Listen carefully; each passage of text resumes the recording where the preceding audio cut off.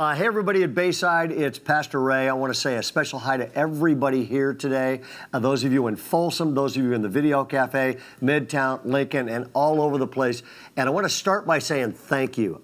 I believe one of the marks that God is working in a church is that the people in the church love God and they love kids. And we've seen that happen all week long around here in some pretty amazing ways. Check this out.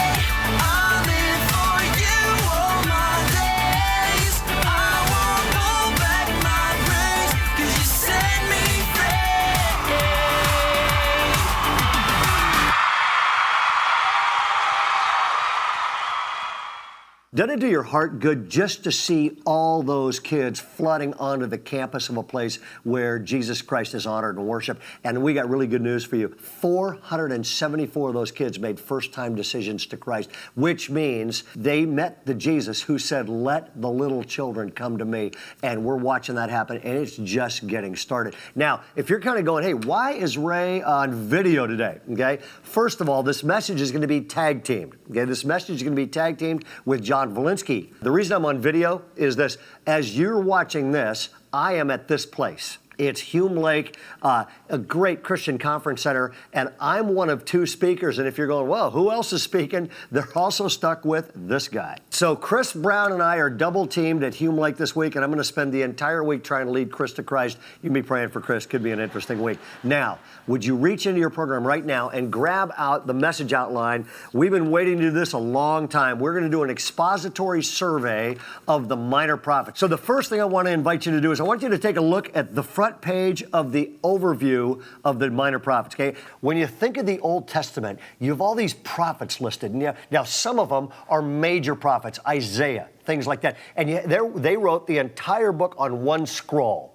For example, it looks like this. Now, what's interesting is the minor prophets they were minor because they were shorter, which means all 12 prophets fit on one scroll, which was pretty handy because it's a lot easier to lose. Anybody lost their keys? It's a lot easier to lose small scrolls than it is a big scroll. So we have very accurate reproductions of these minor prophets, so you can trust these books. The other thing I want to say is this. When you hear the words prophet or Old Testament prophet, a lot of things. Here's what came to my mind when I first started hearing this stuff, studying the Bible. I thought, Old Testament, I thought, the guy's got a cloak and he's got a hood. And a lot of these guys carried a staff. And I always thought it was some kind of magical staff, maybe like this one. These guys had magical staffs that they just waved around and things happened. And the Old Testament was filled with all these people. They had amazing power. They could split water. Okay? They could do things like raise the dead. They could do things like take a staff and hit a river and it turned into blood. And so when you think of prophets, you think, man, this is my whole idea of prophets. Names like Merlin or Gandalf or Gargamel or Voldemort. All these prophets probably graduated from a place like Hogwarts. Okay? That, before I started studying the Bible, that was when I heard the word Old Testament prophet, that's when I thought these amazing people with these unbelievable powers that could blow things out of the water. And these prophets were never anybody like you and I. I hope this series on these 12 prophets blows that out of the water, because when you start studying the minor prophets, you'll realize some amazing things happen through some of these prophets, but for the most part, they were simply people armed, not with a staff, not with a pointy hat, but they were armed with one thing. They were armed with a word from God for discouraged people, to challenge these people to walk in a closer relationship with God. That's what these prophets were armed with. And now, what were the minor prophets? Take a look at this for a second, okay? Run right down the name. What's interesting is this. They all had interesting names, and nobody's ever heard of them, okay? For example, Amos. Famous Amos. It's things like this. Amos, Joel, Hosea, Jonah, Micah, Nahum, Zephaniah, Habakkuk. I mean, to be honest with you, and I love you guys, but this reads like a baby naming book for homeschool families, okay? And you got all these names like that, and it wraps up with the last one, Malachi. Now, to give you this setting, okay, I want to make sure you're all still with me. Are you all still with me? Good. Folsom, y'all still awake? Good, okay? Because what I'm going to do is I'm going to take a couple minutes and give you resources through this that you are going to be able to use for this entire series. And for the rest of your life, anytime you're going to read one of these minor prophets, you can use this guide and orient yourself to what was going on. So we created binders so you could put the series in this binder, and that way you've got this for the rest of your life. If you want one of those are available outside. Now, what I want to do is begin the overview. Here we go. To give you some background on what was going on with these minor prophets, here's what was happening during their times, okay? For about 100 years or so, God's people were all in one united kingdom, okay? And they were really united because they had three great kings, King Saul, King David, and King Solomon, okay? Then what happened is in 931 BC, the whole thing blew apart. Now, what's interesting is this. If you're going, what caused them to divide? Taxes. Let me ask you a quick question. Would anybody here like today like to divide because of taxes? Me too. Okay. Now what happened is this. 10 of the tribes go to the north. They form the nation of Israel. It's right in your notes there. And their capital is in Samaria. Okay. And they have all of these are different kings until the end of that kingdom. Now, 10 of the tribes go to the north. That's Israel. 2 of the tribes go to the south. Only 2 of them go to the south. That is Judah, and their capital is in Jerusalem, and all the kings for the next couple hundred years are right there. Now, what happens is this, okay? Each one of these kingdoms, prophets spoke mostly to one or the other. So when you read Amos, you're going, oh, he's speaking to this kingdom, Joel's speaking to this kingdom, all the way down. So what happened to each one of these kingdoms? Here's what happened to the northern kingdom. They ignored a lot of what the prophets had to say. So in 722 BC, the Assyrians, and they were vicious, they attack, wipe everybody out, end of this kingdom, never heard from again. Okay, now, what happened to the 10 tribes, the southern kingdom?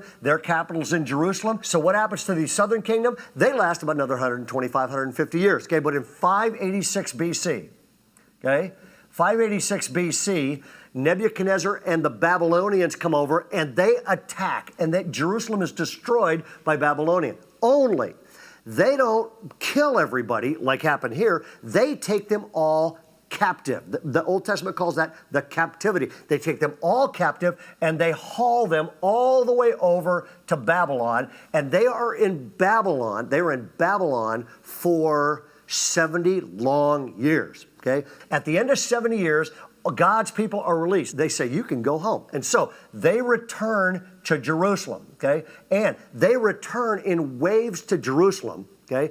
And these prophets, 3 prophets, Haggai, and we'll study him today, Zechariah and Malachi, speak to these people that have returned, okay? So, thus endeth your Old Testament history lesson for the day. I hope it was worth it, and I really also hope this wasn't permanent marker. Hey, I got good news. It wasn't permanent marker. The other thing we want to give you is this. We want to give you overview in 2 different ways of all these prophets with some things you can orient yourself. Okay, so first of all, minor prophets really spoke into 4 different parts they break down. And on the middle of this, we've got handy-dandy cartoons for you. And each one of these things, for example, okay, prophet of the divided kingdom, the only prophet that spoke to that was Obadiah. And you know what's awesome? Here's the whole theme right here. You should have helped your brother, okay?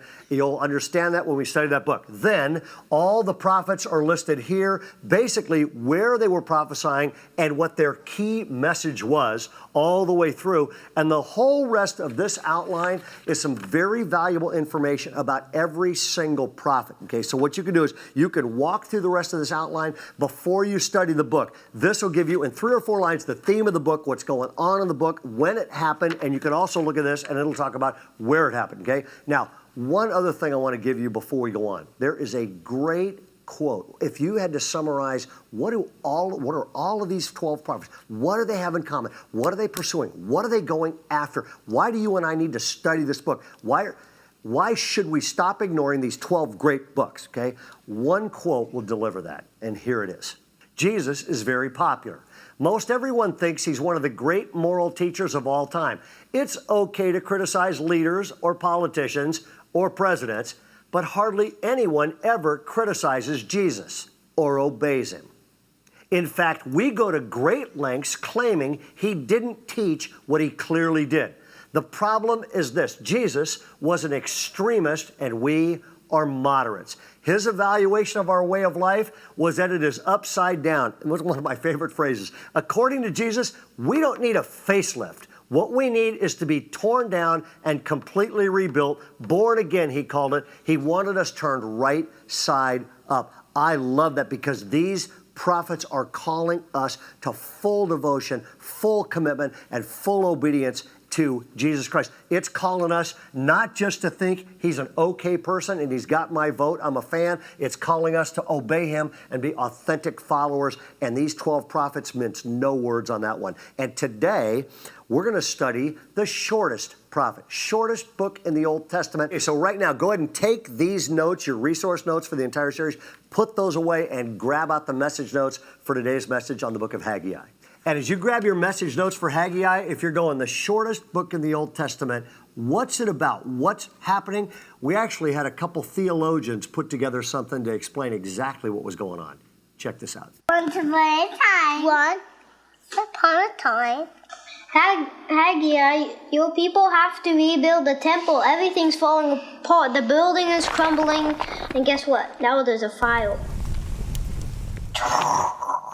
Believe it or not, that's exactly what was going on. Almost. Okay, what's happening is this, and it's right on the front of your notes right there. First of all, these people have gone from high hopes to pessimistic indifference. Why? Okay, back up to the chart here for a second. The exiles have returned to Jerusalem. Okay, so they've come back. Now, the first thing they needed to do when they got back was to rebuild the temple so they could worship. Then they needed to rebuild the wall so that it would be protected. They start with worship, and it's kind of a thrilling thing. They actually put God first the minute they get back. It's like they're going, they started great. So they come back and they start to rebuild. It's 15 years later, and they have completely given up building the temple. So with that as a background, go halfway down your notes here. Here we go. They get all fired up. They first start to work, and they get stopped for 15 years, and now they're stuck. They're not putting God first. They're not prioritizing God's needs. God's in second place. Everything else is in first place,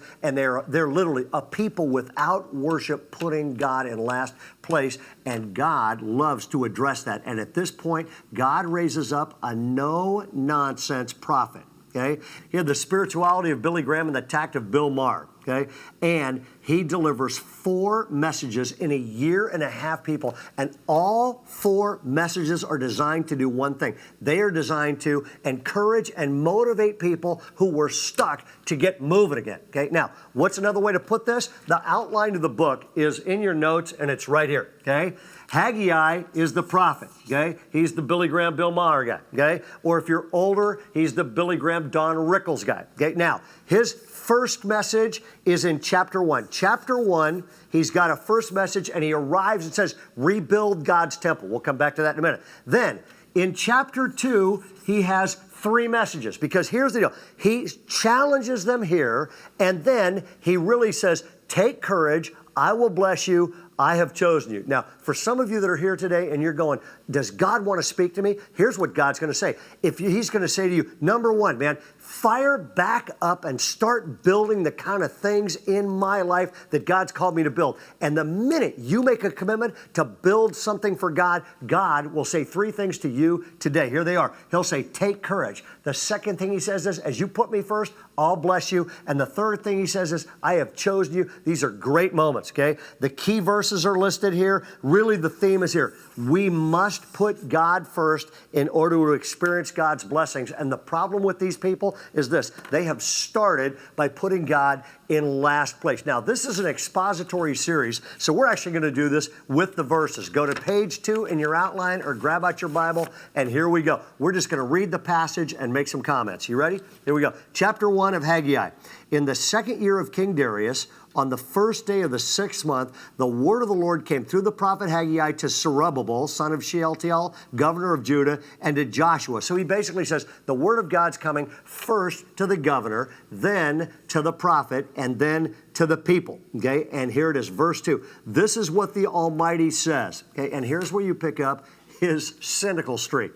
This is what the Lord Almighty says. The people say, The time has not yet come to rebuild the Lord's house. In other words, he's going, people are going, it's been 15 years, we gave it up. I mean, we just don't have time. Verse 3, and Haggai, the word of the Lord came through the prophet Haggai. Is it time for you yourselves to be living in your paneled houses while my house becomes a ruin? And then he goes, now here's what the Lord Almighty says. Give careful thought to your ways. Now, who hasn't ever felt like this? This is awesome. Check it out. Verse 6, you have planted much, but harvested little. You eat, but never have enough. You drink, but never have your fill. Here's a great. You put on clothes, but you're not warm. Obviously, they weren't in Sacramento in July. And he says, you earn wages only to put them in a purse or a pocket with holes in it. As a dad, I know exactly what that's like. And then he says, this is what the Lord Almighty says. Give careful thought to your ways. 3 times in this book, he says, give careful thought to your ways, okay? Then he goes, go up, and he says, give careful thought to your ways. Go up into the mountains and bring down timber and build my house that I may take pleasure in it and be honored, says the Lord. And then he goes on to say this, because when you put God last, here's what happens, okay? You expected much, but it turned a little. What you brought home, I blew away. Why, declares the Lord Almighty? Because of my house, which remains a ruin, why each of you is busy with his own house. And this is his first message. These people have been stuck for 15 years. I don't know about you. The thing I like least in life is being stuck. I don't like being stuck in a supermarket line. My wife and I were in LA on the freeway about 2 weeks ago. We were stuck for 2 hours on the LA freeway. Drives me crazy. Anybody here been stuck at the DMV? Anybody get stuck with the bill? Anybody been stuck on level 39 on Angry Birds? In other words, the most frustrating thing in life is when you're going, I know God's got better days ahead. I know he's got things I should build. And whatever it is, your health, your finances, your marriage, whatever it is, you're going, God's got a better future, but I just can't seem to get there because I am stuck. These people are stuck in this passage for 3 reasons. And I want you to write them right to the right-hand side there. Number 1, here it is, okay? They were self-absorbed. Okay? They were self-absorbed. Where do you get that? Pretty much the entire passage. But for example, okay, God says, why? In other words, why are you stuck? He says, because of my house, which remains a ruin, while each of you is busy with your own house. In other words, there's an infallible spiritual principle we are always trying to reverse, and here it is. For some reason, the Bible makes crystal clear. God says, if you put me first, your own needs will be met, and we are always trying to reverse that. By the way, self-absorption and self-preoccupation is always dangerous and unhealthy, and it will always keep you stuck. Kierkegaard told a story one time about an arrow, and this arrow was racing on its way, and it was doing great, and all of a sudden in midair, it stopped. And the arrow stopped, and all of a sudden, it started looking around. And the arrow said, check me out. Look how high I am.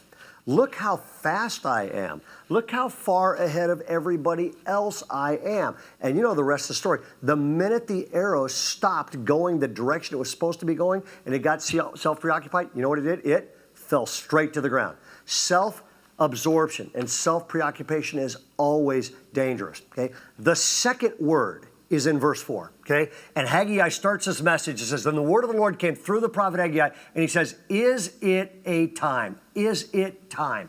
I believe this. The second word you're going to write in here, this word wrecks dreams, stops people's futures, ruins marriages, stops people from parenting.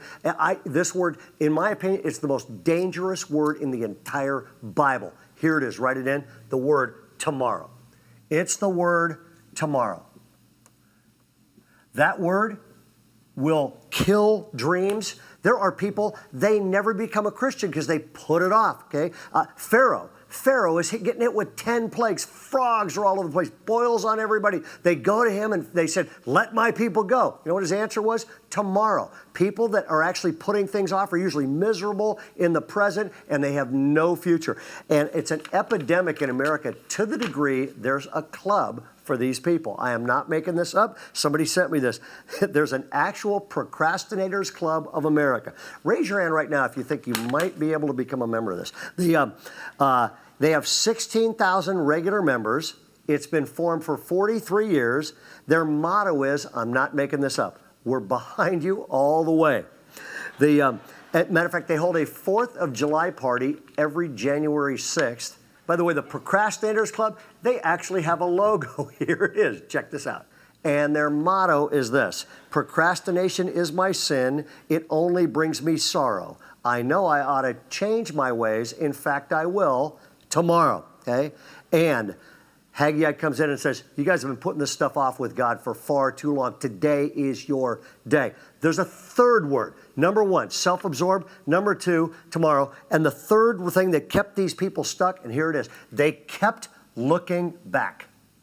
They kept looking backwards. Here's what was happening. These people stayed stuck, and you and I will stay stuck as long as we are looking back and comparing instead of looking ahead and dreaming. Now, these three things, being self-absorbed and putting God last, putting things off till tomorrow, and looking backwards and comparing instead of looking forward and dreaming, those things are so toxic. They have wrecked these people's lives for 15 years. Now, here's the good news about Haggai. Haggai arrives, he speaks. The very next thing he says is so powerful. They actually get freed from 15 years and they have a brand new future. Haggai is a little bit different from some of the other minor prophets. Haggai speaks, they do it, and it actually works. Because what he says here, his prescription is so powerful, and this service is about to get much, much better because we're going to go live. John Volinsky is going to deliver you how do you get unstuck and become the person God wants you. Would you give John Volinsky a Bayside welcome? Here he is. Well, hey, it is great to be here. We've been having a fun time all weekend. And Ray, didn't he do a great job on the video? Yeah, and here's the thing about this. You may not know this, but when we film those, it actually takes longer than what you see. You don't get to see everything. In fact, we kept the cameras rolling a little bit. Would you guys like to see a little bit about what happened when nobody was looking? All right, don't tell him I did this, though. Let's roll that. Hey, Bayside, it's Pastor Ray, and I am... I want to start again. Do I want to say that? No, I want to start back. The other thing I want to say is this. Stand right there. Yeah, or just... All right. Yeah, I'm going to start again. Okay, then, how long has this been so far? 2,000 years later. This... People were captured, 70 years in exile, Jewish room. Okay? I just said all that.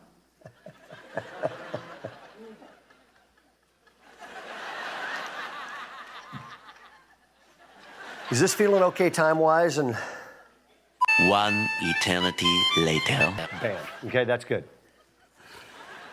And that's exactly why you don't see me up here speaking enough here. I make too much fun of them. So we have a fun time. And this is actually an incredible section of Scripture. Ray already talked in this whole front section about the fact that they are stuck.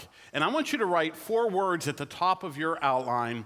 And these words are the 4 most discouraging words anyone can hear. And they are, things will never change. Things will never change. Have you ever been stuck? Ray laid this out a little bit, but you look at like your marriage, and you've got some things you want to do, and you have some plans, you have dreams, you come into it with expectations, and all of a sudden you're stuck. You think, hey, things are never going to change. Maybe it's parenting. You've got some teenagers, and you had this picture of what a great family would look like, and yours doesn't quite make that equation, and you're stuck.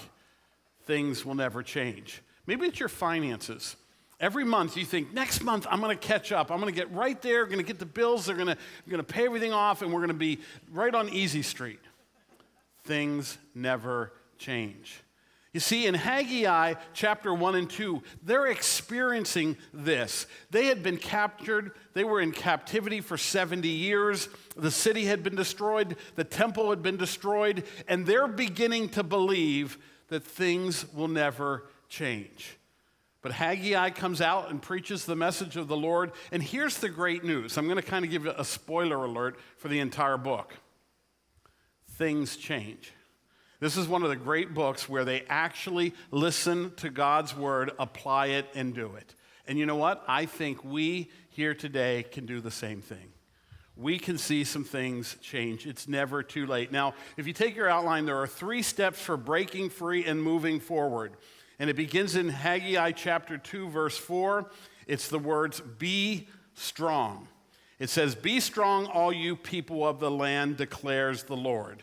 Now, this is such an important point. I want us to say this one together. So I'm going to count to 3, and we're all going to say, "Be strong," all right? We think we can do this? All right, 1, 2, 3. Be strong. All right, now I want to have the women. Women, I want to hear you just belt this one out, okay? We're going to work on this kind of like a choir thing, but a little different, all right? 1, 2, 3. Be strong. All right, now we're going to have the men. Men, I think we can really rock this place. Let's do it. 1, 2, 3. Be strong. All right, and now this guy in the front row, just you. He's not paying attention there, so. Okay. Okay, there, we got it all. So, we ready for this? God says, "Be strong." Now, this is pretty incredible invention up here, known as the cell phone or the smartphone, and it'll do some pretty incredible things. I actually, if you know my story, I've been at Bayside for 17 years. Now, for the first 10 years, I was here, and then I left for 5 years and went to work for an organization called World Vision. In those 5 years, I had a chance to go to 40 countries around the world, see some incredible things happen to help end poverty.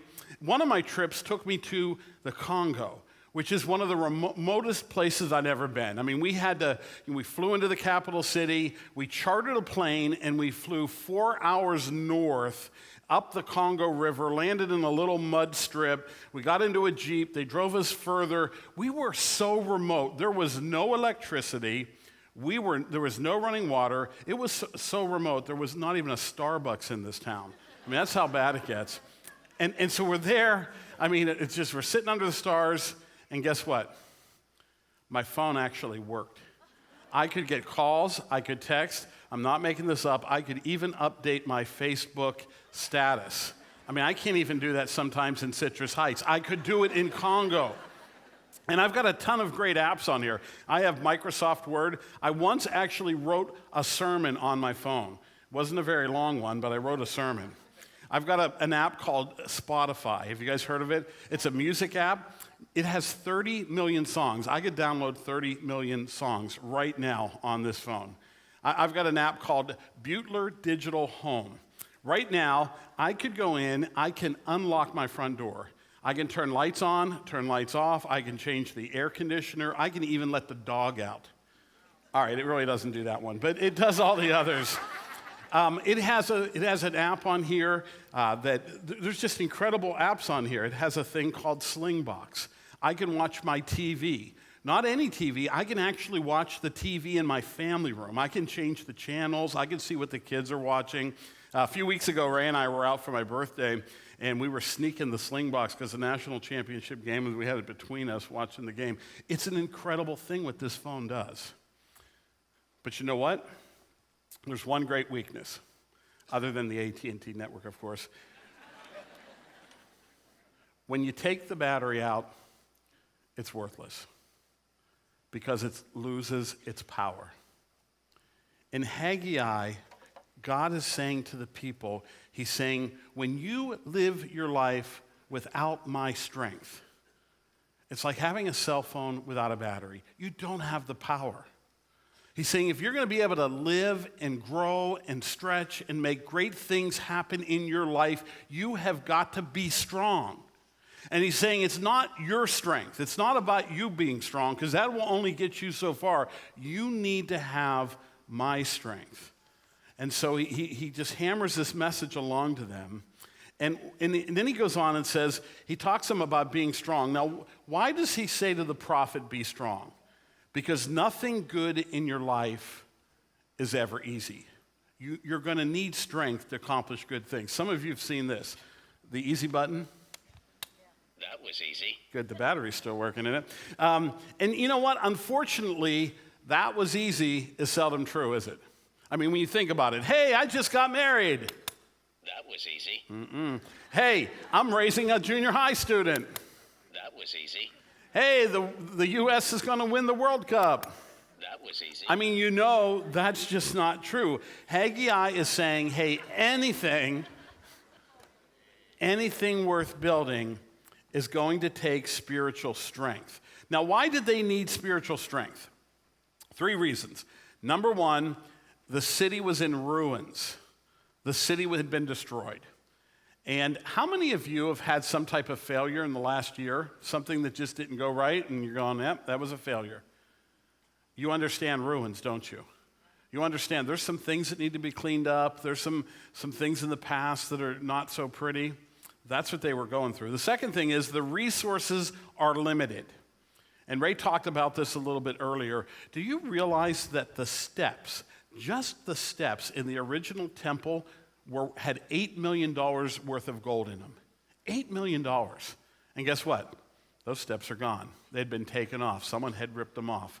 They're gone. The resources are limited. Some of you are still recovering from the crash in 2008, trying to get upside down, right side up on your house. You've got all kinds of financial issues. The third, results are slow in coming. Some of you are there right now, aren't you? I mean, you've got a problem, you've got a spiritual thing you're looking at, and it's just taking longer than you think. It took them 70 years to get out of captivity. Now, I understand this. I recently went on a 60-day diet. So far, I've lost 30 days. Because you know what? Results are slow in coming. Things never work out the way we want to. And you know what? Haggai is saying, he's saying this: the temple can be rebuilt. Your spiritual life can move forward. Your finances can turn around. Your relationships can be strengthened, even though there's some ruins, even though there's a lack of resources, even though it may be slow. God can still work in your life. And he says, be strong. Things can change with God's power. So the first one is to be strong. He's saying, hey, if you're going to rebuild this temple, you got to be strong. If you got to get this place of worship going, you have to be strong. The second thing he says, and work. It says, be strong, all you people of the land, declares the Lord, and work. It's a call to construction. Because the truth is, nothing great just happens. It takes some work. And everything we've talked about so far, a great marriage, losing weight, growing spiritually, even your lawn, it takes work if you want these things to grow and be nurtured. Haggai is saying, hey, I'm not going to do it myself. He begins with be strong. You're going to do it with God's help.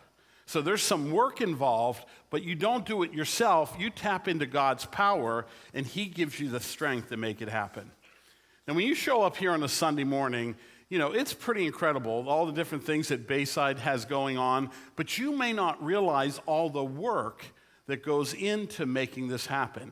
In fact, we have a ton of volunteers every single week that are making things happen so that you can have a great experience. I've got a list of some of the teams that put this thing together every week. Of course, we have the ushers, the guys standing around the edge there. We got the greeters, we have the welcome table. We have the road warriors in the parking lot. We have the worship team, the shuttle team, the nursery, kindergarten through 4th grade, Club 56 for 5th and 6th graders. We have the Bayside Cafe. I'm getting tired just reading this list. First aid, security, prayer team, bulletin babes. There's this group that gets together every Friday and stuffs the bulletins. We have the I Raise My Hand table. We have the communion team on Saturday night at 6 p.m. We have the chaplains that pray with us. We have the stage managers, the hospitality team. They make all the coffee and the water out there. The facility team, they come in here. They set up all the chairs, make sure everything is in order. We have the audio team in the back. We have the lighting team. We have a ton of other tech jobs. And just on the video team, our video team alone, listen to the volunteers that work on our video team every week. We have people that make the videos. We have people that play the videos. We have people that run the PowerPoint. We have people that run the worship lyrics. We have people that run the cameras right now. We have people up there that switch the cameras. Some of you may not know this. We have one person, a volunteer, every week that their job is to make sure the colors on the cameras match the entire service so it doesn't look weird when someone's up here. And all these teams, that's 26 teams, 186 people just for this one service on this one campus. Why? Give them a hand.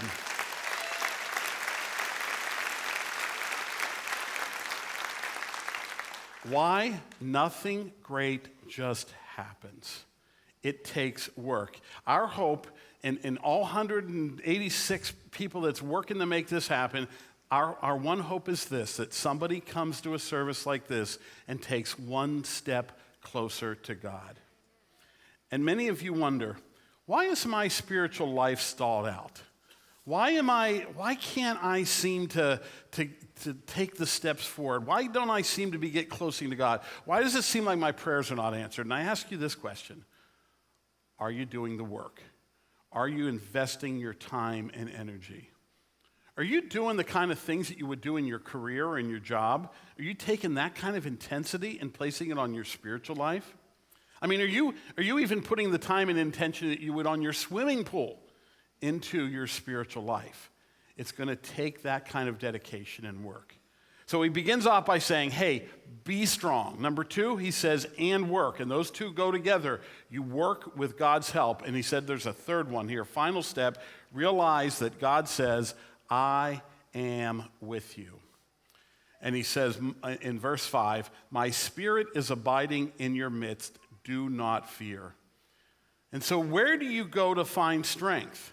So you need strength. You're going to rebuild the temple. You're getting to work. Where do you find strength? You find strength in the fact that God is working alongside you. He is with you. A few years ago, I read a book, and this book had a great impact on my life. And it really wasn't just all the great things, the commentary, but there was one question that challenged me and pushed me. And it's from a guy named Erwin McManus, and the book is called Seizing Your Divine Moment.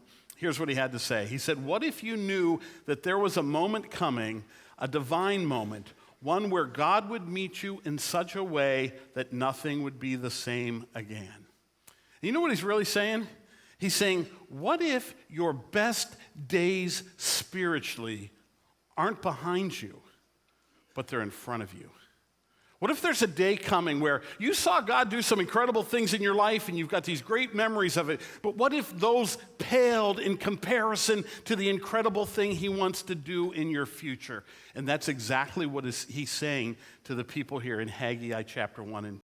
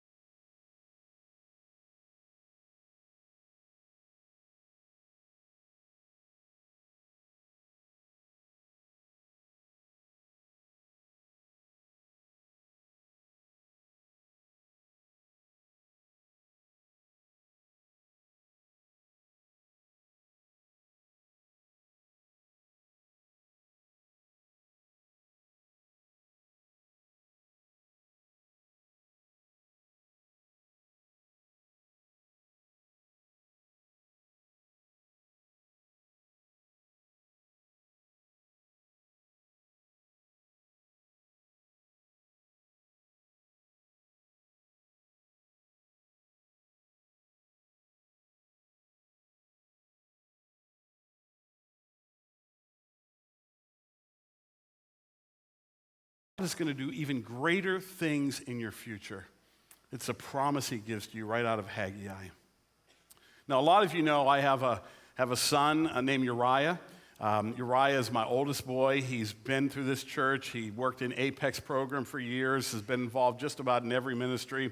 And it's pretty cool. A couple of years ago, he went to Germany. He met a girl, and last year they got married. And we're just so proud of him. And he's a youth pastor now. And this is exciting news. We just got our first grandchild. And so we're real excited about that. I think we got a picture. There's little Romeo. This, by the way, this is the best way to start the grandparenting experience. Start with that little puppy, move from there. But hey, this last week, Uriah brought his youth group here. He's a youth pastor down in Santa Cruz. He brought 14 of the junior high students up for a retreat at our house. And they were there for 3 days. They went to Sunsplash. They went to Folsom Lake. They swam in our swimming pool, played basketball in our court there. And it was just an incredible week. And on Thursday night, Uriah asked me to speak to his teenagers. And he put his arm around me. He's like, Dad, I don't think many of them are Christians. Maybe if you feel like it, you could kind of like share the gospel and give them a chance to receive Christ. And so we prayed together and went down on our sports court, and he led worship, and I got up and shared. And at the end of the message, I just said, hey, if any of you want to receive Christ, would you pray this prayer? And had them raise their hand. 7 of the kids accepted Christ. And it was an incredible thing. And I was sitting there, my son, I'm so proud of him, watching what he's doing. Now, I was remembering back a few years when I would walk into his room, and he's a teenager, and he had the teenager attitude on, and the room was a mess, and his grades were not doing what we wanted to do, and you're just so frustrated, you want to pull out your hair. I kept thinking, things are never going to change. But guess what? They did. And God is working and using him, and this whole retreat was incredible. By the way, if you want to see what a house looks like after 14 teens were there, I think we got the photo of that. We're still trying to clean up the mess from that. But God can work. Here, listen to this. From the time that Haggai began to preach his message, it was 23 days till they started rebuilding. So some of you that are facing issues that have been around for a long time, they were in captivity for 70 years. The temple had been destroyed. 23 days, they began rebuilding. You could start today. A few years ago, we went over to Pastor Ray's house. He has a party every now and then for some of the big games, and it was the national championship game. It was the Rose Bowl 2006. Some of you may remember that, USC versus Texas.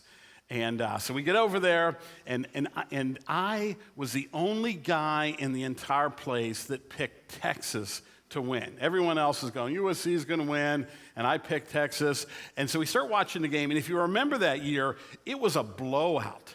You know, and Ray does this thing where he has a little poll. You pick the winning team, and you pick the point spread, and who gets the first interception, and you get points, and, you're trying to win some prize, that he has. And I'm like, but halfway through the game, I'm like, I lost this.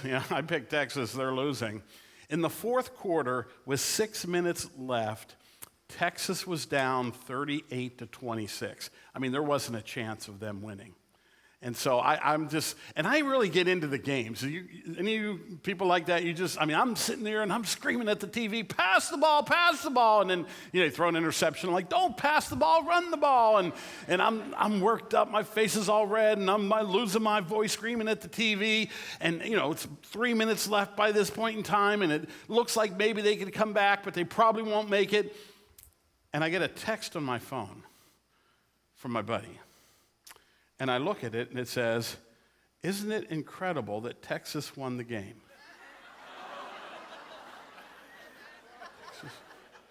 And all of a sudden, I realize we're watching the game on a DVR.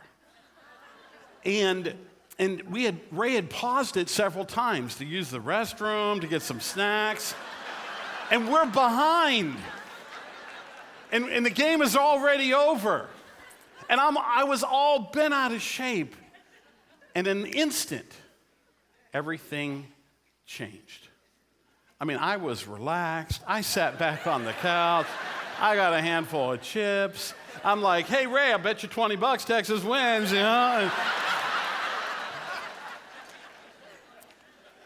And everything changed because of one reason. I knew the future was going to be secure. And in Haggai, the prophet is writing. He's saying, man, you're getting all worked up, and you've been in captivity. Things are in ruin. You don't have the resources. But I know who's going to win the game. I know the final score. So get in there and rebuild. And God is saying the same thing to you this morning. No matter where your life is, no matter what problems you are facing, God has the strength, has the future already mapped out for you. And if you just put your life into his hands, he's going to make a difference. Things can change. God's power will win. Your life can be different today. Let's pray.